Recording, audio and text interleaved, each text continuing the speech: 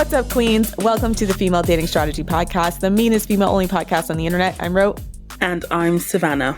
Today, we're going to talk about the absolute firestorm around Harry and Meghan in response to their Netflix documentary that dropped the past 2 weeks on December 8th and the 15th. We'll talk about both their love story and the narrative that they're trying to spin, and then the response from the wider media and how incredibly, insanely misogynist and or racist it is. Yeah. So it was released in 2 parts. So we had 3 episodes, 1 week, the final 3 in the following week. And the first 3 episodes really focused on the beginning of their relationship. So how they met. They were actually quite interesting episodes to watch from an FDS perspective, because there were positives and negatives that we'll get into just now about how their courtship went. So it started when he came across, I think it was a video of Meghan on a friend's Instagram. He was basically scrolling her Instagram and he was like, oh wow, who's that lady? And then I guess their friend linked them up. So that was how he first came across Meghan, which is quite sweet, I think. And this is why it's important to have friends in good places as well. Low-key joking. But so Harry was late to their first date, which, again, there were so many yellow flags about what was to come with dealing with Harry and the royal family. Yeah. I like that she kind of called it out, I wasn't going to be with a guy who felt like I was supposed to wait on him, et cetera. And then when she met Harry, she said that he was really apologetic and not really clear why he was late, but maybe just traffic. It was in the UK, so London traffic, especially around the time they met in central London, can genuinely be really, really bad, really awful. And obviously, Harry's not the type of person who can just get the tube or get a bus. He has to be driven places because security. So I get that. And what I really liked about their date was that they kept it short. They didn't have a super long first date, which I think can be a trap that women fall into when they go, especially those dates that take you to different places. So you have a meal, then you go for a walk, then you go to a bar. It can, as we've always said at FDS, that's not the best use of your time. And it can be used as a way to accelerate intimacy on the part of the man as well. So they kept this an hour. And then I think they arranged to see each other again the next day for dinner. And again, I don't think the date was that long. They didn't go back to each other's houses or anything like that. Oh, I was going to say shout out to her girl gang though, as a complete side note, for actually having her back and facilitating the meeting between Meghan and Harry, right? Because I feel like this is a great thing about if you cultivate a great group of friends, then it can actually help your dating life as well, considerably. Yeah, definitely. But what was apparent was that they were almost coming at it from opposite ends, almost, because obviously we get Meghan saying, especially after her divorce, she was traveling around Europe, she wanted to be single. But then we have Harry, who, for a number of years prior to meeting Meghan, he didn't really have anything to do. It became apparent that he wasn't the spare anymore in the eyes of the British royal family, because by that point, William and Kate, who are now the Prince and Princess of Wales, they'd had George, would have come after William. So he was also being pushed further and further down the line of succession anyway. And it was during this time that he stepped up his charity work. But outside of that, they didn't really have a role for him. Because the thing is, when in the royal family, it's really about the heir, which is William. And then the other remaining siblings or brothers, they end up being quite listless. The same happened to Princess Margaret as well. When Queen Elizabeth started having children and she was being pushed further and further down the line of succession, you then begin to see her becoming a bit of, so-called a wild child, not really having a role anymore in the royal family. So this was happening to Harry. And I think at this point as well, because he even says he'd had relationships with women in the past, most notably Chelsea Davy, who he had a 6-year, I think they dated for about 6 years, from about 2004 to 2010. And she left him because of the press intrusion. And so I think that Harry was aware of the fact that his position could mean that he ended up single, because the press would basically just harass the woman he was scaring off every woman in the vicinity. And that's literally what he said, is this going to happen every single time I try and date? Because obviously he hasn't got the, I guess, protection of being the heir, where, as we'll get to in a minute, where the royal family, if something goes left in terms of the relationship between Harry and his wife in the media, the royal family will quickly step in. They're not going to do that because he's not that important in their eyes.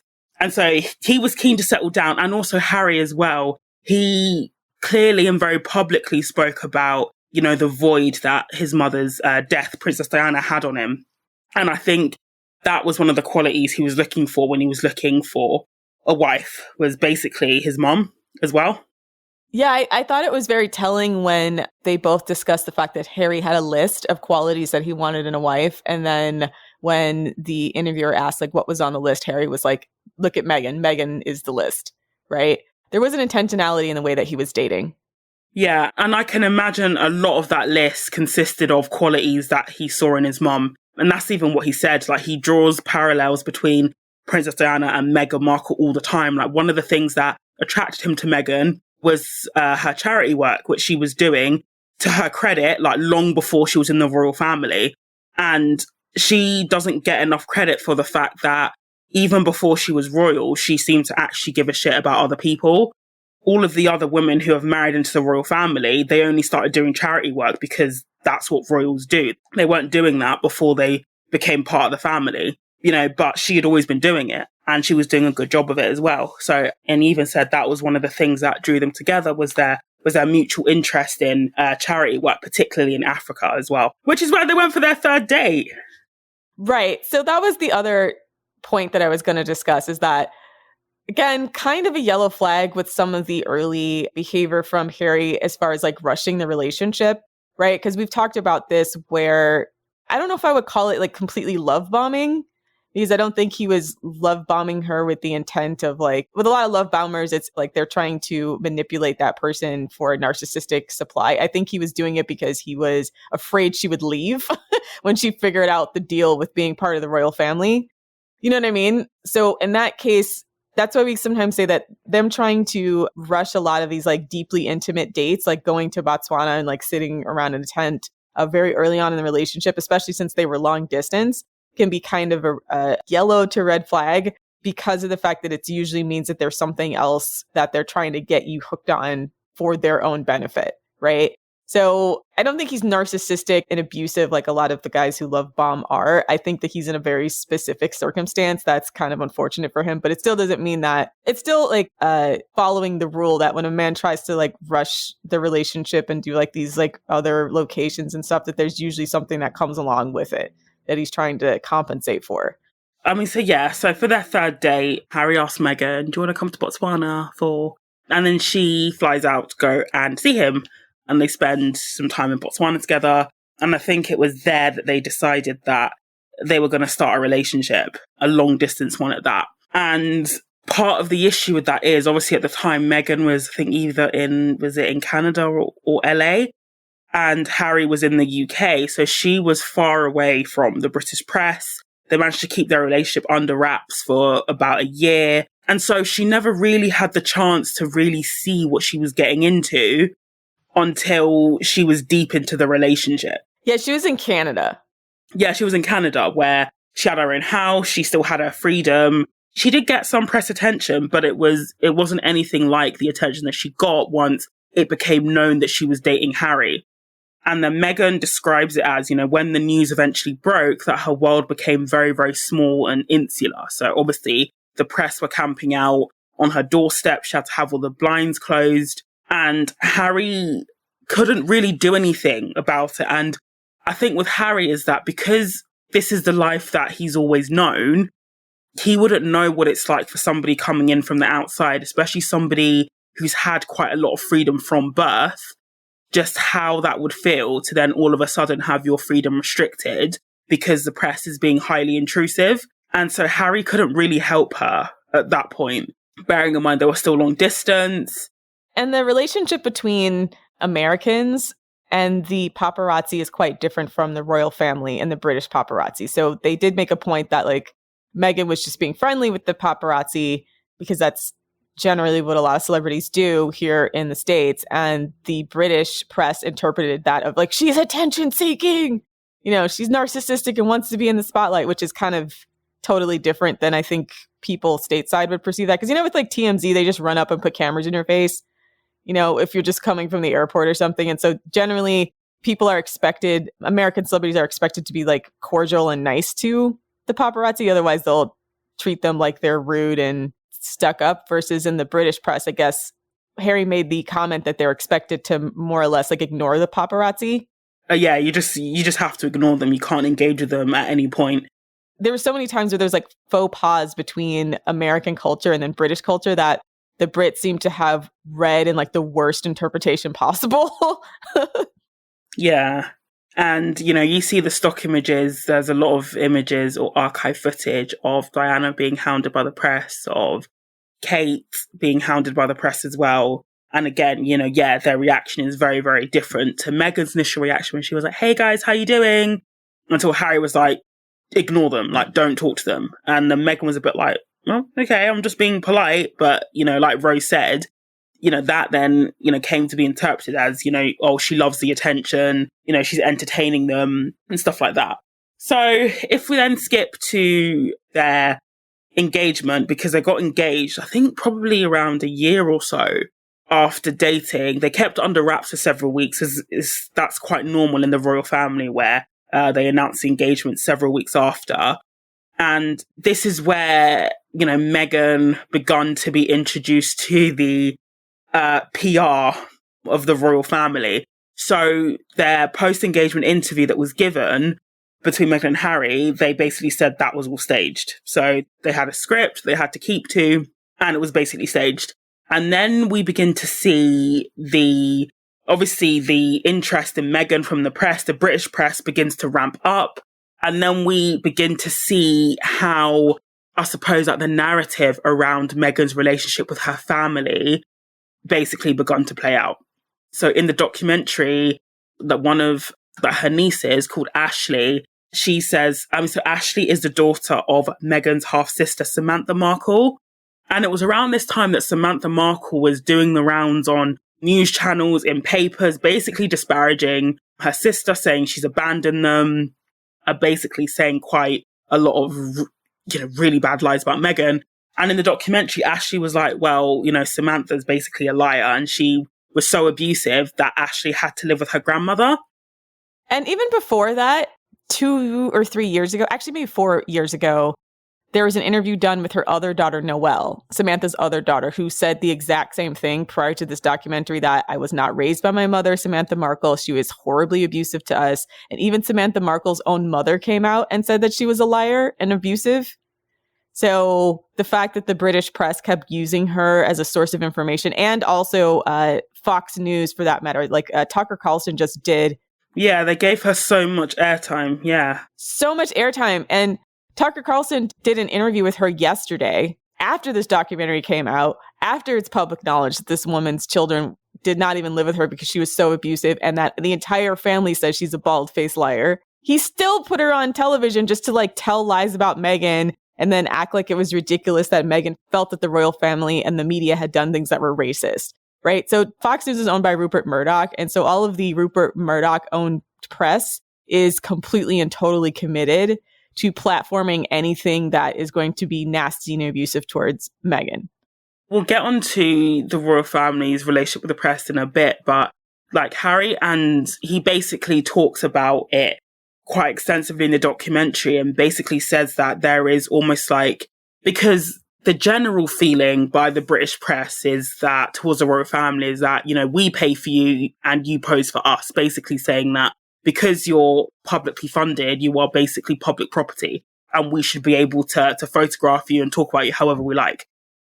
So some members of the royal family, what they do to, I guess, avoid the negative press and to keep the press at bay is that they're private offices that contain the press office for each individual member of the royal family. So, for example, William and Kate will have a press officer, like Harry and Meghan will have a press officer, King Charles and Camilla will have a press officer.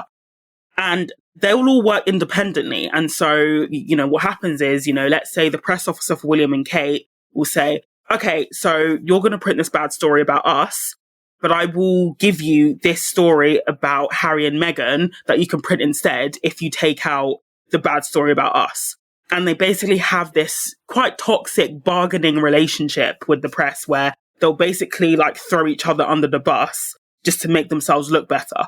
And if we look at the timeline of when the press really, really, really started to go for Meghan, it was around the time that there were rumours that William had cheated on Kate with one of her best friends. And it was around the time that Prince Andrew's dealings with Epstein were starting to get more media coverage because more and more victims were coming out. And so this is what Harry was saying, was that, this sort of, bargaining exists. And actually, after the documentary aired, several of the royal correspondents came out and said that a lot of the briefings that we received about Harry and Meghan that were negative came from Kensington Palace. Now, Kensington Palace is the office of Will and Kate. Unsurprising. I mean, I think the second half of the documentary all but points the finger at William without completely saying anything too explicit. Because I feel like because those are her in-laws, Meghan's in-laws, and then Harry's blood family, that they're reluctant to completely eviscerate and throw them under the bus in the same manner in which they treat them with a lot more care than Will and Kate, or at least William, treats Meghan and Harry, as far as like what they're willing to do in the press. Yeah, exactly. So anyway, so back to the timeline. So as Harry and Meghan's, they get engaged, the engagement planning is going, and the palace see what Samantha Markle is doing, that she's going around basically bad-mouthing, Meghan. And also her father. And her father as well. So her father was caught selling information and pictures to the press. So this was part of the reason why he wasn't there to walk her down the aisle and King Charles stepped in instead. So, but what was really quite shady of the royal PR firm was that their private secretary at the time, which they shared with Will and Kate because the households were conjoined at the time, that Jason, who we'll get to in a bit because he's done further scrutiny as well, he basically advised Meghan to not invite any of her family to explain, why Samantha Markle wouldn't be invited. And they basically said, it will look bad if you invite Ashley and Noelle, who are your nieces, so the best thing to do would be just to not invite anybody from your side of the family to the wedding. And obviously Meghan was devastated, but, she followed the advice. And it was around that time as well that the palace allowed the press to believe that Meghan had just cut off her family when that wasn't the case. They basically told her to do something. She did it and then didn't say anything when she got reviled for it in the press, which was really, really bad. Yeah, horrible. That's really, really shady. They didn't put out a statement to say, no, this is the situation, or to say, we stand by them. And the reason why she got all that stick was because she took their advice.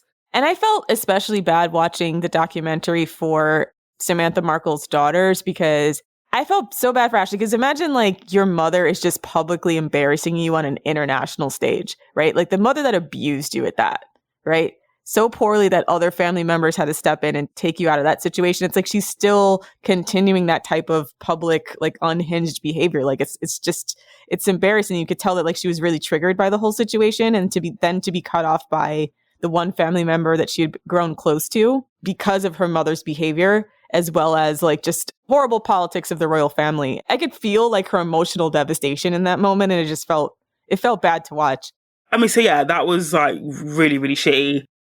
So then they get married, bells and whistles, and a lot of some of the anger towards Meghan in the UK comes from the fact well, if she doesn't like the UK, then why does she have that big wedding? And it's she couldn't have exactly had a private wedding, because Harry was saying that I'm Diana's boy, everybody wants to see me get married. Even if they'd wanted a private wedding, there's no way Prince Harry could have had an intimate private wedding. It had to be a big spectacle that, the world was looking at. Do you know what I mean? It wasn't an option for them.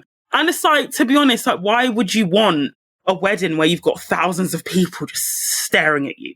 And it's being broadcast around the world.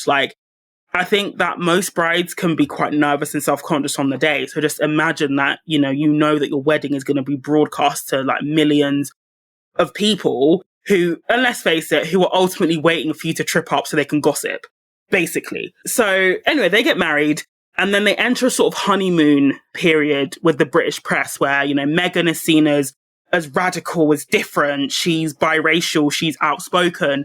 She talks about a time when the Fab Four, as they were called, so, Harry and Meghan, William and Kate, they went to this forum and, Meghan was talking about the Me Too movement.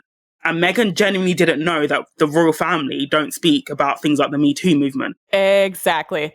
Probably because a lot of them are predators, but also, in the UK, the royal family just don't comment on politics at all. that's partly to do with convention, because even if they make a comment about anything, it can be seen as being politically partisan. So I was reading about Edward VIII, who abdicated in 1936, I think. When he was king, he went on a tour of like the Welsh mines, and he was so, taken aback by the poverty and what he saw. He was like, he just said to himself, something has to be done about this. And his ministers interpreted that as he was going to get politically involved. And they got really nervous because it was like the monarch can't be seen to have any opinion on anything, like really. That's another, I think, American cultural nuance that was just a misunderstanding between the two cultures, meaning in America versus in the British monarchy, and that like the entire charity and foundation is basically a farce for them to have like good PR and not to actually affect any type of meaningful change, versus like Meghan thinking it was actually for its stated purpose, right? So like, you know what I mean? Like you could see how someone who didn't grow up in the UK would totally make that mistake and think like, oh, okay, this is the platform where I can choose an advocacy issue that's like near and dear to me. And I could talk about it publicly. Yeah, prior to her even meeting Harry, she was talking about like racism, like she did a campaign about that. She was talking about the Me Too movement, women's empowerment. And she spoke about Brexit as well, like on her blog. She said that Brexit was a bad idea. So that's what I'm saying. Like, that's another time where the British press eviscerated her for something that I think Americans would, any American who was in that situation would have probably made that mistake if they were in any way politically minded, because our political leaders do make comments.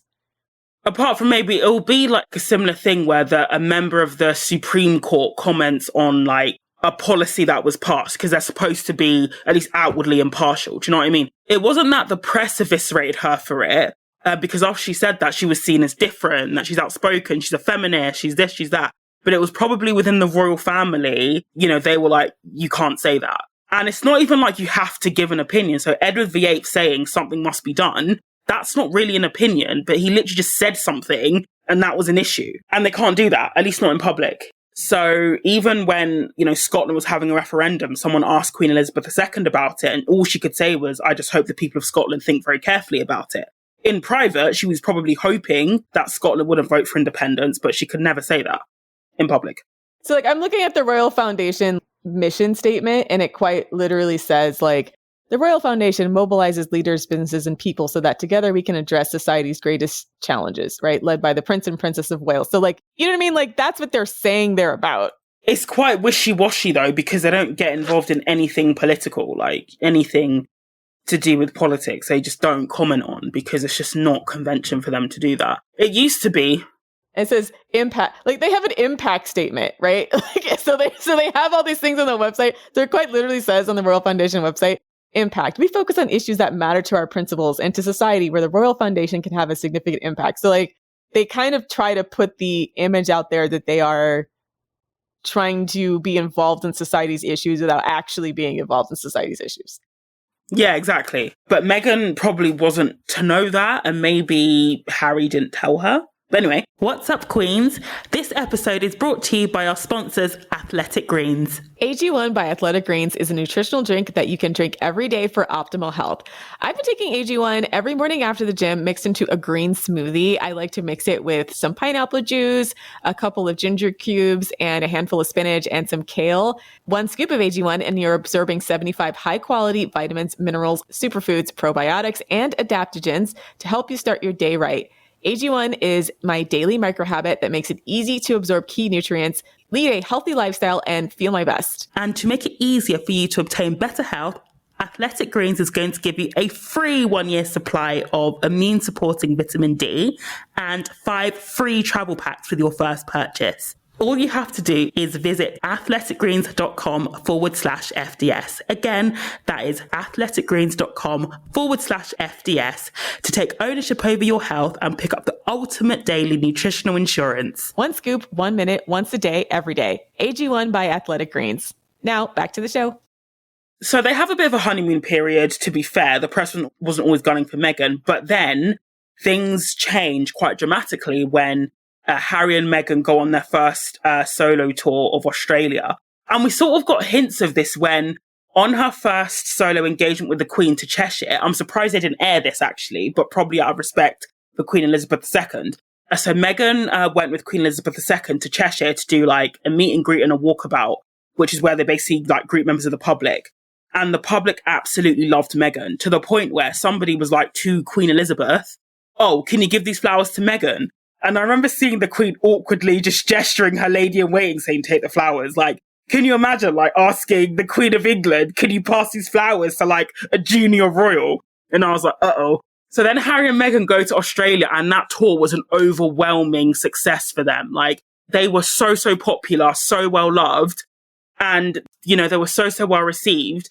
And, you know, William and Kate, they had never received such a reception anywhere they went. And this is when I think the royal family started to panic and think, wait, hang on a minute, we could have, I'm not going to say that Meghan is like Diana, but that similar dynamic where the royal family weren't expecting Diana to be more popular than Charles, to the point where when people are meeting Charles, the first thing they'd say was, "Oh, where's your wife?" And look visibly like disappointed when she wasn't there.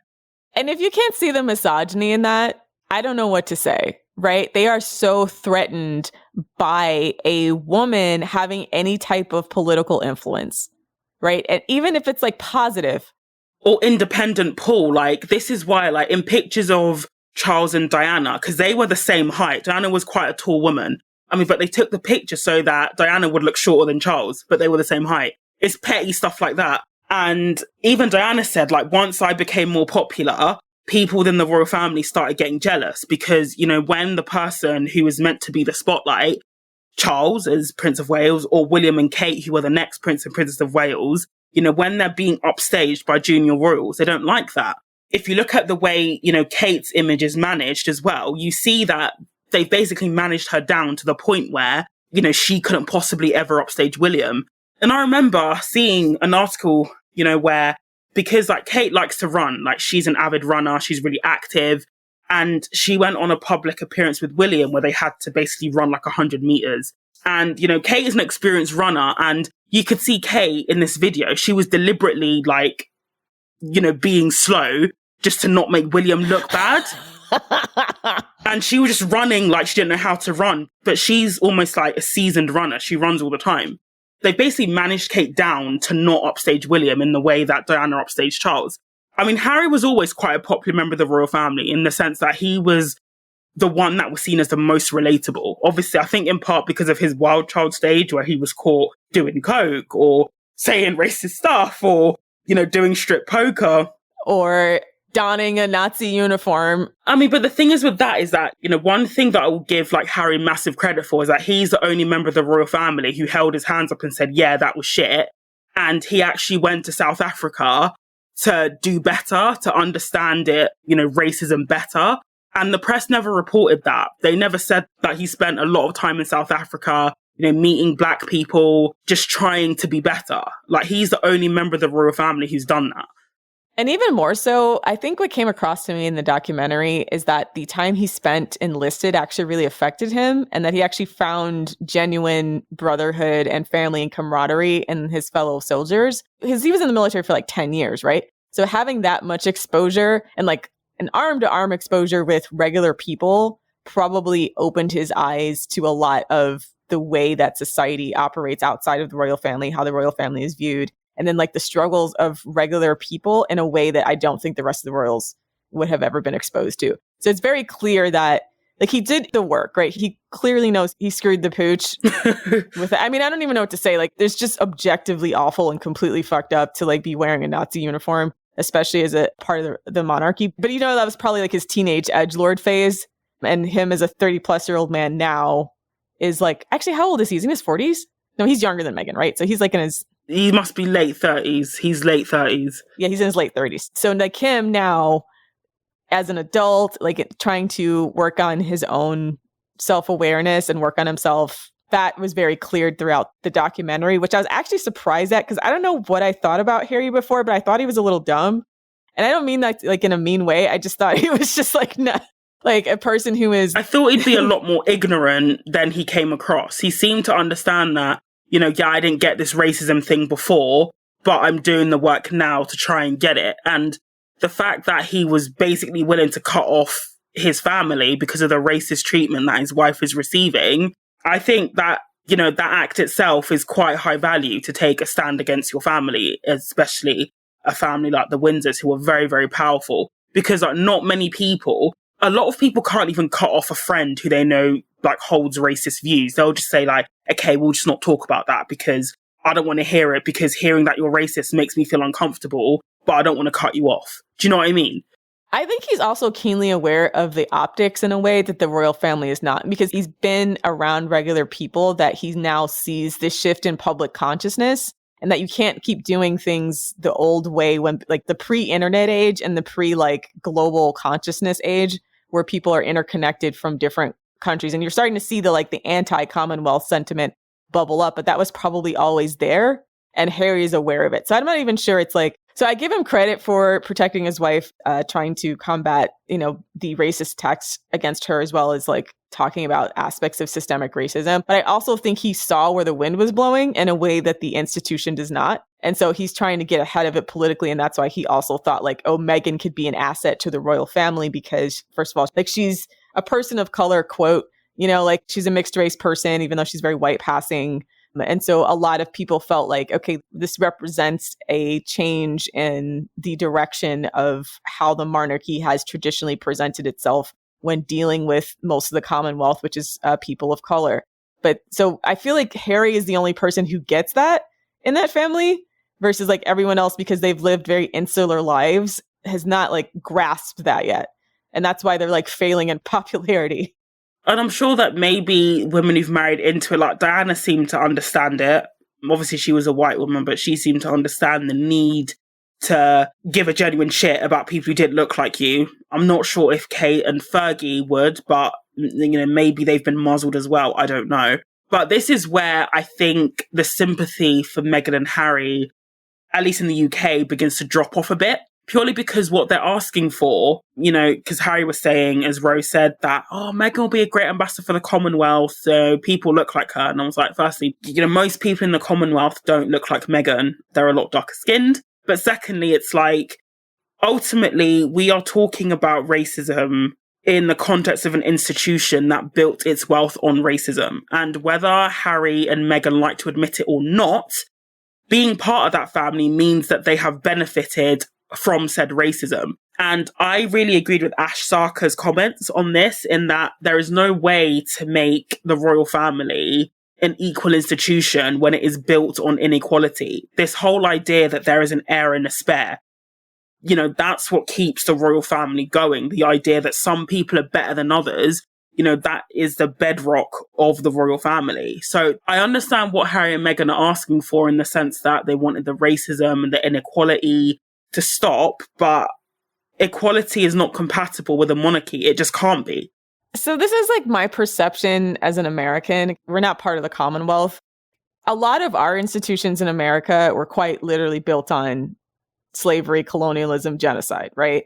And so how we've reconciled that as Americans is like generally focusing on the idea that we believe in the overarching principles of creating a more perfect union through sticking to the idea of personal freedom, freedom of speech, etc. Like all of the things that are guaranteed to us in our Bill of Rights, and then by the 13th, 14th, 15th, all the way up to the 19th Amendment, which granted more rights under our citizenship laws. So I think in the eyes of most Americans, we've grappled with and live with the fact that our country in a lot of ways has a very terrible history, but that you can still reform it such that it can work for the people in it. So I would not be surprised if that was like, once again, for people who lived outside of the British monarchy, might have that perception, like, is there a way to modernize the institutions, even though it has a really horrible past, such that it works for the people who are inhabited? Because you can't really go back and like undo colonialism. The question is like, what do you do from here? And it seems like for most of the Commonwealth, it's like, well, fuck being part of the fuck being part of the Commonwealth, which is a totally legitimate response. But all I'm saying is like, from the perspective of someone like Meghan, who comes from the United States, once again, I'm just defending her from the British press attacks, because I feel like some of it is like just ignorance on her part, that like you could go into an institution and modernize it so that it worked for the people that were within it. Because that's kind of how we operate in the United States. Right, I see. Yeah. So That's another cultural difference, is that like... That's how we end up with a black president, like despite the fact that we're a slave nation far after most nations had abolished slavery. So, yeah.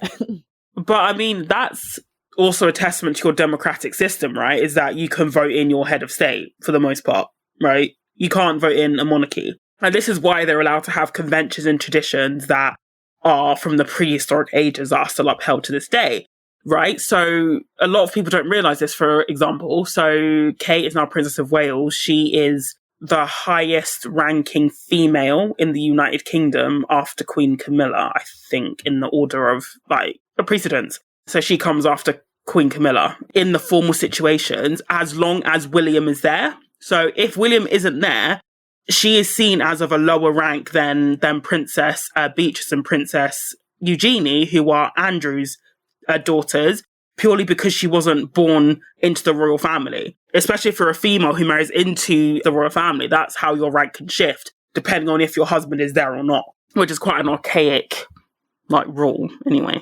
Yeah, there's so many rules here that, like, I know for a fact the average American has no clue about. So it's kind of tough because... Yeah, the curtsying, yeah. Not even just the curtsying, but, like, there's so many of these, like, little rules that you're saying and cultural nuances that this is where I'm saying where Harry should have either stepped in to teach her or, like, prepared her for that reality. And the fact that she was making all these faux pas and then, like, constantly being attacked for it, I can see how that can eventually, like, affect someone's mental health if, like, every move you make and you're trying your damnedest to try to fit in is being constantly attacked. And whose fault is that, right? It's, to me, I point both fingers at Harry and like, you brought in an American bride and you need to defend your American bride. I even said this in episodes past. When you marry cross-culturally, a lot of times it's on your husband to defend you from attacks from that family that's going to act like your wife is not good enough, right?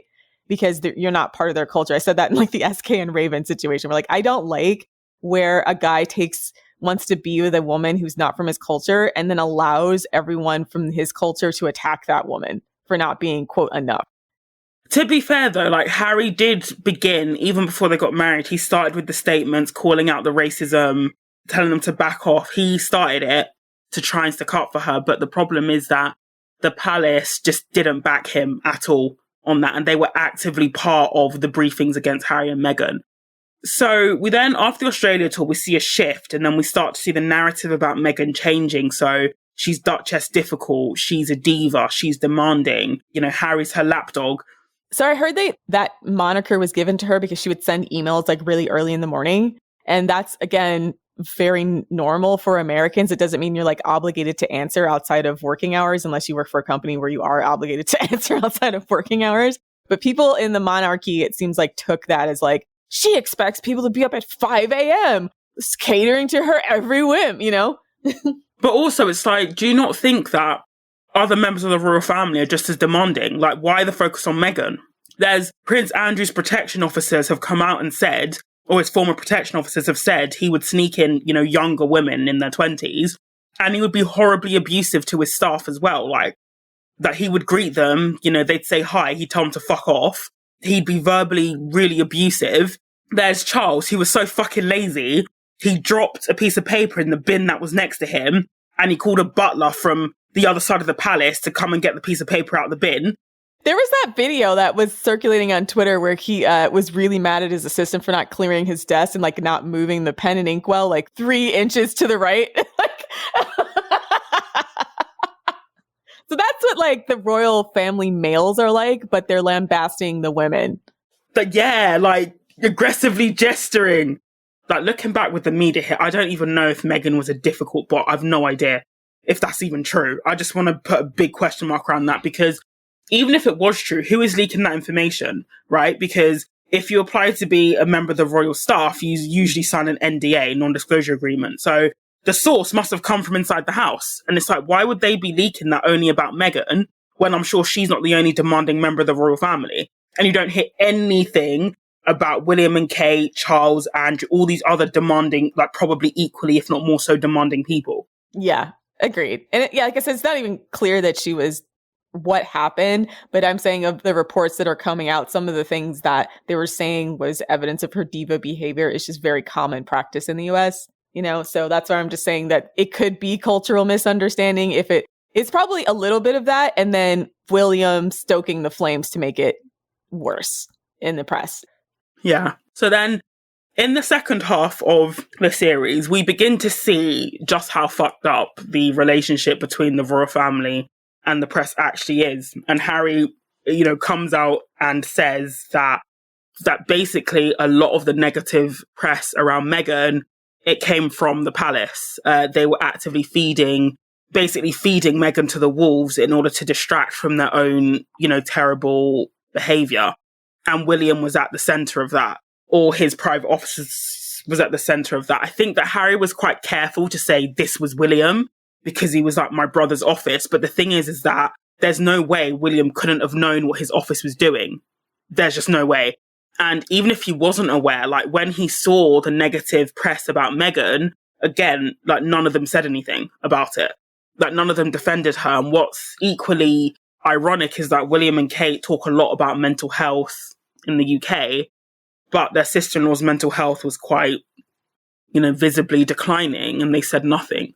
And so the manipulation, it comes almost to a head where Harry and William release a joint statement, joint in quotation marks, basically saying that there's no fighting, there's no racism, everything is fine. And then Harry basically says, but I never saw the statement. They just put my name on it and I knew nothing about it.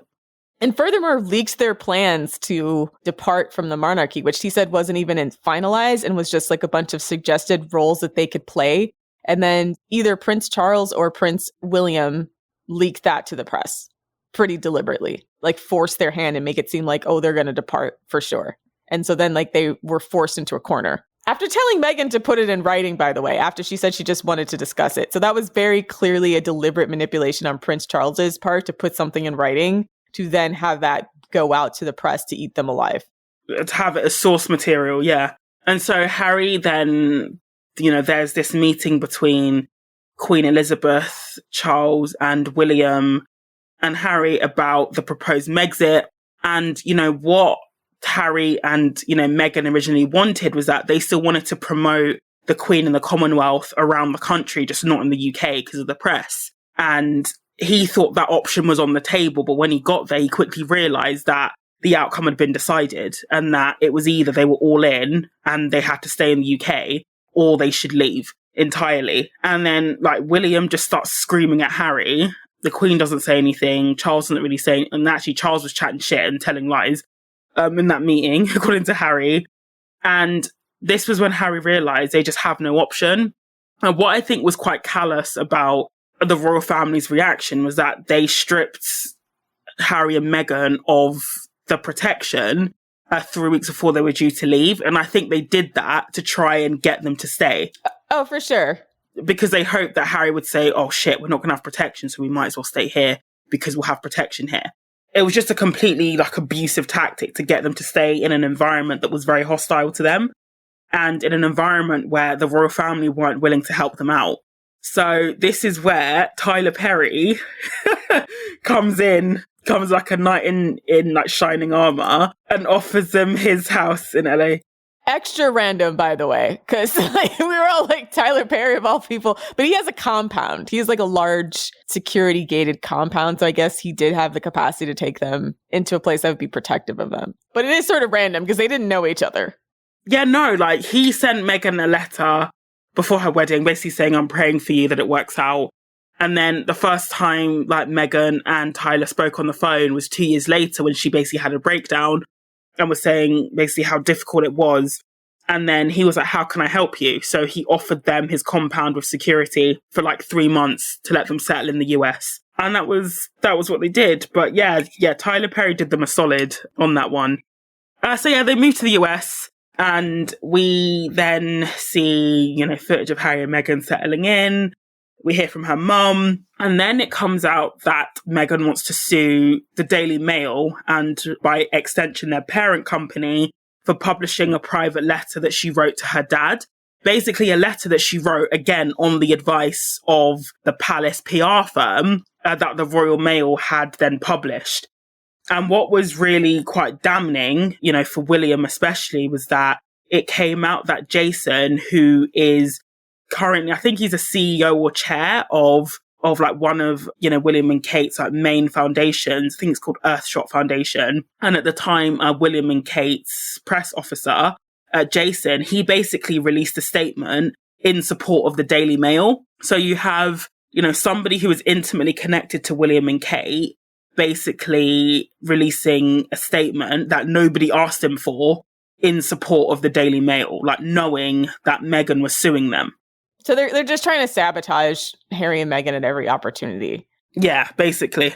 I know there's a lot of literature out there about dynamics and narcissistic families, but by birthright, William is the golden child and then Harry is like the perpetual scapegoat. You can just kind of see like he's just used to being able to abuse his brother at will, right?